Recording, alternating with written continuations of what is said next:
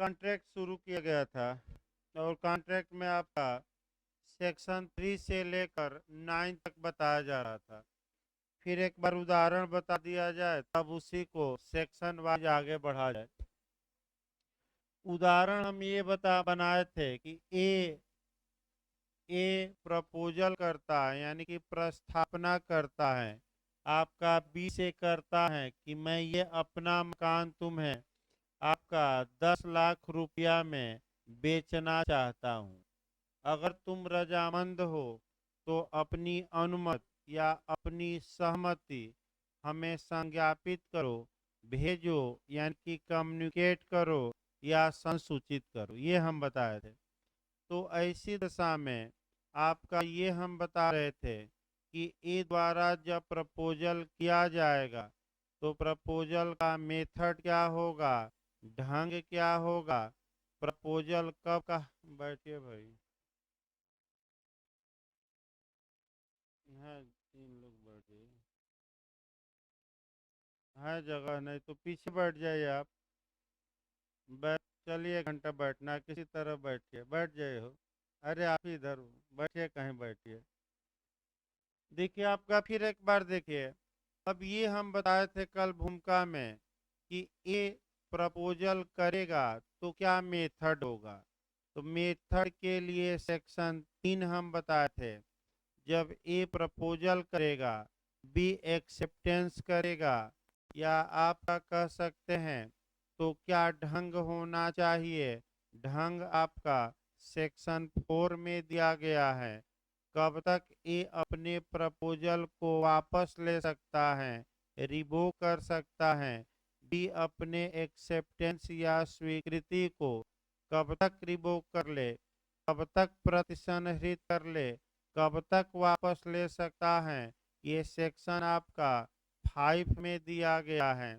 फिर ए का प्रपोजल कब रिवोक हो जाएगा, ये सेक्शन 6 में है। और सेक्शन 7 बताता है कि जब बी ए के प्रपोजल को एक्सेप्ट करेगा तो आधा अधूरा करेगा कि कंप्लीट या पूर्ण रूप से करेगा, पूर्ण रूप से। और क्या बी ए के प्रपोजल को एक्सेप्ट करते हुए अपनी ओर से कोई कंडीशन लगा सकता है कि नहीं, नहीं। और अगर ए ने प्रपोजल किया है और उस प्रपोजल में कोई कंडीशन या शर्त लगाया है तो ये नियम है कि अगर बी उस शर्त की पूर्ति कर दिया तो ये माना जाएगा कि बी ने प्रपोजल को एक्सेप्ट कर लिया है, अलग से एक्सेप्ट करने की आवश्यकता नहीं है। और एक अच्छा उदाहरण इस पर हम बताए थे, मगरमच्छ वाला सबसे अच्छा उदाहरण सेक्शन 8 पर कि ए प्रपोजल करता है आम जनता से कि जो भी व्यक्ति इस मगरमच्छ से भरे तालाब को तैर कर पार करेगा उसे मैं 5 लाख रुपया इनाम दूंगा। तो जो व्यक्ति इस शर्त की पूर्ति कर दे ये माना जाएगा कि प्रपोजल को एक्सेप्ट कर लिया है, यानी कि तैर कर क्या कर ले जो व्यक्ति पार। तो अब अलग से उसको एक्सेप्ट नहीं करना है, वह कंडीशन को क्या कर दे, फुलफिल। तो किस सेक्शन में है कि अगर प्रस्तावना में शर्त है यानी कि प्रपोजल में कंडीशन है और उस कंडीशन को फुलफिल कर दिया जाता है तो ये माना जाएगा कि प्रपोजल को एक्सेप्ट कर लिया गया है। ये सेक्शन 8 में आएगा। और जो वादा होंगे, प्रामिज होंगे, वचन होंगे, प्रतिज्ञा कहिए होगी, वह कितने प्रकार की हो सकेगी। 2 प्रकार कल बताया गया सेक्शन 9 में। कौन कौन प्रकार, या तो एक्सप्रेस या इम्प्लाइड। एक्सप्रेस मतलब अभिव्यक्त, यानी कि अभिव्यक्ति का मतलब या तो मौखिक या लिखित। और आपका विवक्षित मतलब बाई कंडक्ट यानी कि आचरण द्वारा। तो हमें सेक्शन 3 से उठाना था, इसी उदाहरण को बनाए भी रखना है। सेक्शन 3 ये बताता है कि जब मेथड बताता है, कई बार भाई ये में आ चुका है कि जब प्रपोजल किया जाएगा या भी उस प्रपोजल को एक्सेप्ट करेगा या स्वीकार करेगा, लीगल भाषा में प्रतिगृहित करेगा, या ए अपने प्रपोजल को वापस ले रहा है, यानी कि प्रतिसंहरित कर रहा है, यानी कि रिवो कर रहा है, या बी अपने एक्सेप्टेंस को या प्रतिग्रहण को रिवोक कर रहा है, वापस ले रहा है, तो इनका मेथड क्या होगा। तो ऐसी दशा में मेथड ये हमने बताया, या तो ए या बी इसके लिए कोई एक्ट करें यानी कि कोई कार्य करें, या कोई ओमिशन यानी कि लोप करें, यानी कि प्रपोजल एक्सेप्टेंस और इनको वापस लेना कैसे हो सकता है। तो पक्षकारों के किसी एक्ट द्वारा या ओमिशन द्वारा, जिससे इनका इरादा ये सब करने का हो।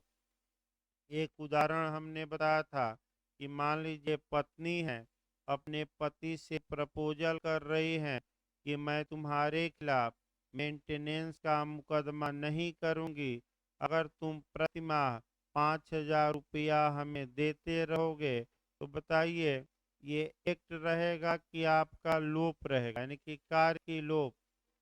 ये कार्य मैं नहीं करूंगी, तो पत्नी कार्य करने के लिए कर रही है कि न करने। तो न करने का मतलब लोप।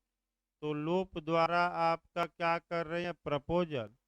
अगर पति इस प्रपोजल को स्वीकार कर ले तो संविदा का क्या हो जाएगा, निर्माण। याद रखिएगा, ये लोप द्वारा हमने बताया। अब सेक्शन 4 आ जाइए। 4 ही आपका बताया जा रहा था, फिर इसी उदाहरण को लेकर आगे चला जाए। और मान लीजिए ए है, यह बी को एक लेटर भेजता है कि मैं अपना ये जो मकान है 10 लाख रुपया में तुम्हें बेचना चाहता हूँ। तो अब समस्या ये आई कि संसूचना कब पूर्ण होगी, यानी कि कम्युनिकेशन कब कंप्लीट होगा। तो इसके लिए आपका कौन सा सेक्शन बताता है, 4। तो सेक्शन 4 बताता है कि कम्युनिकेशन कब कंप्लीट होगा। अब कम्युनिकेशन मतलब जानकारी।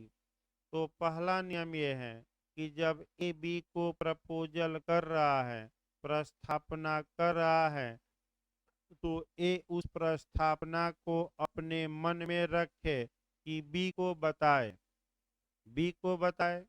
और इसी पर केस भी मैं बताया था लालमन शुक्ला का, कि जब तक कि बी को प्रपोजल का नॉलेज न हो, बी प्रपोजल को एक्सेप्ट नहीं कर सकता। तो देखिए, अब बेयर की भाषा भाई कल बताया गया था, ये आगे देखिए। प्रस्थापना की संसूचना तब पूर्ण हो जाती है जब प्रस्थापना उस व्यक्ति के ज्ञान में आ जाती है जिसे वह की गई है। यानी कि प्रपोजल का कम्युनिकेशन कब एब्सोल्यूट हो जाएगा, कब कंप्लीट हो जाएगा।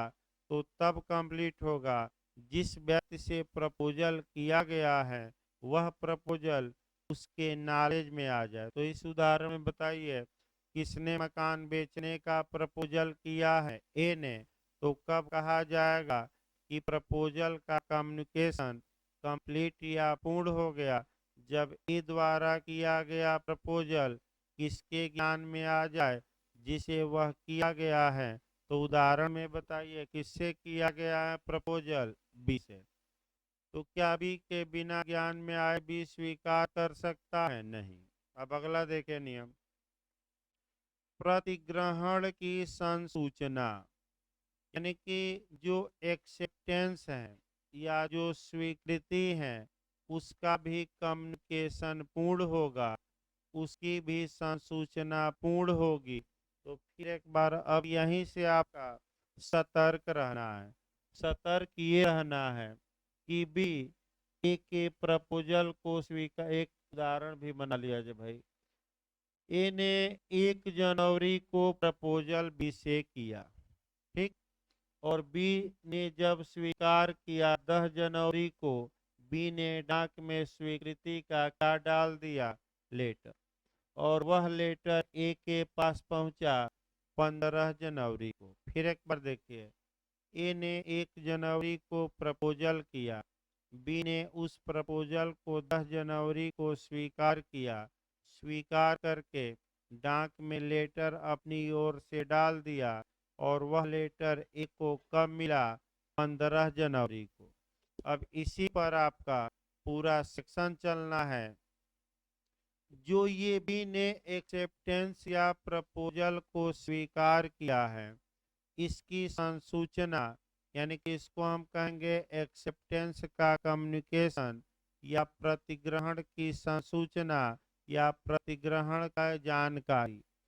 अब प्रतिग्रहण की जो जानकारी है वह ए के अगेंस्ट भी कंप्लीट होगी और बी के अगेंस्ट भी कंप्लीट होगी। यानी कि प्रतिग्रहण की सूचना प्रतिगृहिता के विरुद्ध। प्रतिगृहिता फिर एक बार याद रखिए, इस उदाहरण में प्रतिगृहिता कौन है? बी। कौन स्वीकार किया है?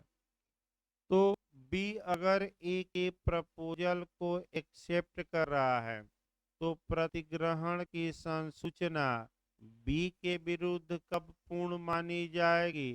यानी कि प्रतिगृहिता के विरुद्ध कब कंप्लीट मानी जाएगी? और प्रस्थापक यानी कि जो प्रपोजल किया है अर्थात ए के विरुद्ध कब कंप्लीट मानी जाएगी? यही आपका थोड़ा सबसे टेक्निकल जो क्वेश्चन इन धाराओं में है आपका सेक्शन 4 ही है। 2 बार बताया जाएगा। अब देखिए कब कंप्लीट मानी जाएगी। पहले बेयर इट, उसके बाद उदाहरण को आगे बढ़ाएंगे। देखिए प्रस्थापक के विरुद्ध, फिर उदाहरण में चलते रहिए। प्रस्थापक उस व्यक्ति को कहते हैं जो प्रपोजल किया रहता है। तो उदाहरण भी पकड़े रहे। प्रस्थापक इस उदाहरण में कौन है? ए। प्रस्थापक के विरुद्ध तब संपूर्ण हो जाती है, तब प्रतिग्रहण की संसूचना कंप्लीट हो जाती है जब वह उसके प्रति माने प्रपोजल कर्ता के प्रति इस प्रकार पारेषण के अनुक्रम में यानी कि भेजने के कोर्स में, सेंड करने के कोर्स में, इस प्रकार पारेषण के अनुक्रम में कर दी जाती है कि वह प्रतिगृहिता की शक्ति से बाहर हो जाए। इसका मतलब ये हुआ, फिर एक बार अच्छे समझिए, यही गलती होगी।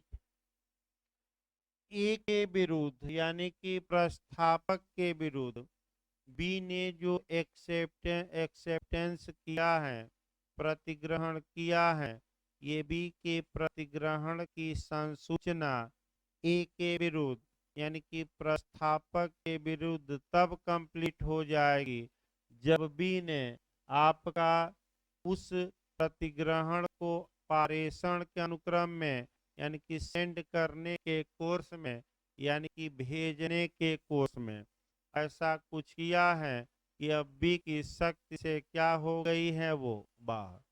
तो कब बी की शक्ति में अभी है और कब बाहर हो गई, यही पॉइंट पकड़ना है। ध्यान से देखिएगा। अगर बी स्वीकृति का लेटर तैयार करके अपने कमरे पर रखा है तो क्या बी ने सेंड कर दिया है कि नहीं स्वीकृति का लेटर? और क्या बी की शक्ति से बाहर अब हो गया है कि नहीं? नहीं। बी डाक में गया, डाक में भीड़ थी और भीड़ की वजह से वो भेज नहीं पाया, तो सेंड कर दिया कि नहीं? डाक में गया, फिर दूसरे दिन स्पीड पोस्ट कर दिया, डाकिया को लेटर दे दिया। तो अब बताइए, भेजने के अनुक्रम में अब ऐसा कुछ कर दिया है कि अब शक्ति से उसके क्या हो गया? बाहर। तो जैसे मान लीजिए कि लेटर जो बी ने भेजा है वह किस तारीख को ये लेटर ए को भेजा है स्वीकृति का? 10 तारीख। तो ए के विरुद्ध बी ने ए का जो प्रपोजल एक्सेप्ट किया है। अब समस्या यहाँ ये आई कि इस प्रतिग्रहण की संसूचना प्रस्थापक के विरुद्ध यानी कि ए के विरुद्ध कब कंप्लीट हो गई? जैसे ही 10 तारीख को बी ने लेटर क्या डाल दिया? डाक में। यानी कि जैसे ही 10 तारीख को बी ने लेटर डाक में डाला, ए के विरुद्ध जो स्वीकृति की जानकारी थी वह क्या हो गई? पूर्ण। भले के पास लेटर कभी न पहुंचे, उसे हमें मतलब नहीं। आगे देखिए। अब बी के विरुद्ध कब प्रतिग्रहण की संसूचना पूर्ण होगी? यानी कि जो प्रपोजल को एक्सेप्ट किया है, जो प्रपोजल को स्वीकार किया है, उसके अगेंस्ट भी प्रतिग्रहण या एक्सेप्टेंस या स्वीकृति का कम्युनिकेशन कंप्लीट होगा। लेकिन उसके खिलाफ कब कंप्लीट होगा? तो कानून ये कहता है कि उसके विरुद्ध तब कंप्लीट होगा जब वह स्वीकृति किसके नॉलेज में आ जाए। एक एक क्या कहा बेयरेक्ट में लिखा है? प्रस्थापक, यानी कि प्रतिगृहिता के विरुद्ध। अब लीगल भाषा में देखिए, प्रतिगृहिता के विरुद्ध प्रतिग्रहण की संसूचना तब पूर्ण होती है जब वह संसूचना प्रस्थापक के नॉलेज में आ जाए, यानी कि जो व्यक्ति प्रपोजल किया है उसके ज्ञान में आ जाए। तो बताइए कि आपका धारा 5 इसी तर्ज पर आगे बढ़ेगी, ये जब कंसेप्ट 4 का बना रहेगा तभी। अब अगला नियम, भाई कोई समस्या हो तो बताइए, फिर एक बार बताया जाए, नहीं तो अगला शब्द हम बढ़ाते हैं। अगला देखिए। हाँ देखिए भाई, फिर से एक बार देखिए, आपका जो एक्सेप्टेंस या प्रतिग्रहण की जानकारी है वह प्रपोजल कर्ता के अगेंस्ट में भी कंप्लीट होती है और स्वीकारकर्ता के भी विरुद्ध। तो जो प्रपोजल किया है, जो प्रस्ताव किया है, उसके विरुद्ध वह तभी पूर्ण हो जाती है जब स्वीकृतिकर्ता ने उस अपने प्रतिग्रहण को भेजने के अनुक्रम में ऐसा कुछ कर दिया है कि अब इसकी शक्ति से क्या हो गया, अब बाहर। यानी कि अगर लेटर का मामला है तो भी उस लेटर को डाक में क्या किया है, छोड़ दिया, तो ये माना जाएगा कि बी की शक्ति से अब ये लेटर क्या हो गया, बाहर। तो जैसे ही बी की शक्ति से ये लेटर क्या हो गया, बाहर, वैसे ही किसके खिलाफ स्वीकृति की संसूचना कंप्लीट हो जाएगी। तो किसके खिलाफ हो रही है? एक है, यानी कि प्रस्थापक। किसके खिलाफ? प्रस्थापक। लेकिन बी के विरुद्ध, यानी कि स्वीकृतिकर्ता के विरुद्ध अभी कंप्लीट नहीं हुई प्रतिग्रहण की संसूचना। तो स्वीकृतिकर्ता के विरुद्ध कब कंप्लीट होगी? जब इसका लेटर किसको ज्ञान में आ जाए, एक है। यानी कि लीगल भाषा में जब प्रतिग्रहण आपका प्रस्थापक के नॉलेज में आ जाए तब वह संसूचना प्रतिगृहिता, यानी कि आपका स्वीकृतिकर्ता, यानी कि जो व्यक्ति प्रपोजल को एक्सेप्ट किया है उसके विरुद्ध क्या होगी, पूर्ण। यानी कि इसका मतलब ये हुआ कि भी 10 तारीख को लेटर डाक में डाला तो ए के विरुद्ध प्रतिग्रहण की संसूचना किस तारीख को पूर्ण हो गई, 10 को। लेकिन बी के विरुद्ध कब होगी? जब वह लेटर किसके नॉलेज में आ जाए, ए के। तो ए के नॉलेज में वह लेटर किस तारीख को आया, 15। तो ए के विरुद्ध कब, माने ए के 15 को आया, तो बी कब आपका बी के विरुद्ध कब आप कह सकते हैं कि प्रतिग्रहण की संसूचना पूर्ण होगी। तो किस तारीख को होगी, 15 को। यानी कि ज्यादा मौका इसको मिलेगा धारा 5 में अपना रिवोक के लिए, आगे ही बताया जाएगा। अगला देखिए शब्द भाई, आपका अगला देखिए, प्रतिसंहरण की संसूचना। अब प्रतिसंहरण का मतलब, अब रिवोक करिए। रिवोक मतलब वापस लीजिए। तो बताइए क्या क्या वापस लिया जा सकता है। भाई पहला है कि ए अपने प्रपोजल को क्या कर ले, वापस ले ले। और बी क्या वापस लेगा, अपनी स्वीकृति को। फिर एक बार देखिए, ये अपनी प्रपोजल को वापस ले सकता है। अब कब तक ले सकता है, वह टाइम आपका कौन बताएगी, धारा 5। फिर एक बार, अभी धारा 4 से कवर नहीं होगा पूरा। ए कब तक अपने प्रपोजल को रिवोक कर सकता है, और बी कब तक अपने एक्सेप्टेंस को रिवोक कर सकता है, या प्रतिसंहृत कर सकता है, रद्द कर सकता है, वापस ले सकता है। ये सेक्शन 4 से कवर नहीं होगा, मैं बता दूं।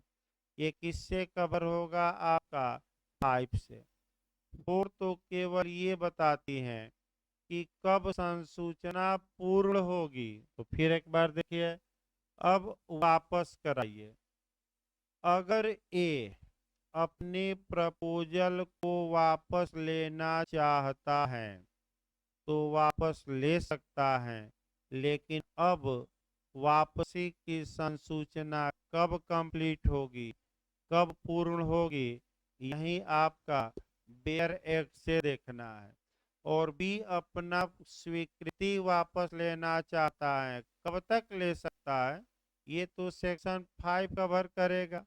लेकिन आपका कब प्रतिसंहरण माना जाएगा, ये सेक्शन 4 में है, संसूचना। तो देखिए भाई बेरक, उसे प्रतिसंहरण हम बता रहे हैं, यानी कि रिवोक किया जाएगा उसे करने वाले व्यक्ति के विरुद्ध तब संपूर्ण हो जाती है जब वह उस व्यक्ति के प्रति जिससे प्रतिसंहरण किया गया हो इस प्रकार पारेषण के अनुक्रम में कर दी जाती है कि वह उस व्यक्ति के शक्ति से बाहर हो जाए। इसका मतलब ये हुआ। अब उदाहरण पर चलिए, बहुत अच्छा कंसेप्ट हुआ, कठिन है भाई। ये अपने प्रपोजल को वापस लेना चाहता है, तो ए के विरुद्ध वापसी की संसूचना कब पूर्ण होगी? तो ए ने प्रपोजल को वापस लेने के लिए भेजा, और ऐसा भेजा है, ऐसा पारेषण के अनुक्रम में भेजा कि अब एक की शक्ति से सब क्या हो गया, बाहर। तो ऐसी दशा में अपने तो ऐसी दशा में अब भी आइए आपका, ये कल बताया जाएगा, थोड़ा बहुत कहीं मिस हो रहा है भाई। सोमवार को इसको बताया जाएगा, फ्लो नहीं बन पा रहा है। शनिवार थोड़ा सतर्क, शनिवार का दिन थोड़ा दिक्कत करता है। इसको सोमवार को हम सेक्शन 4 से बताएंगे। थोड़ा बहुत एक दो कहीं पॉइंट मिस हो रहा है, दिमाग इधर उधर जा रहा है भाई। जबरदस्ती न पढ़ाया जाए, क्योंकि इधर उधर हो जाएगा तो भी खराब रहेगा। सबसे कठिन आपका सेक्शन 4 और 5 है। भले एक लेक्चर लगे, ये अच्छे से जानना है। तो भाई सोमवार को क्लास चलेगा भाई आपका, सोमवार को हम सेक्शन 4 बताएंगे।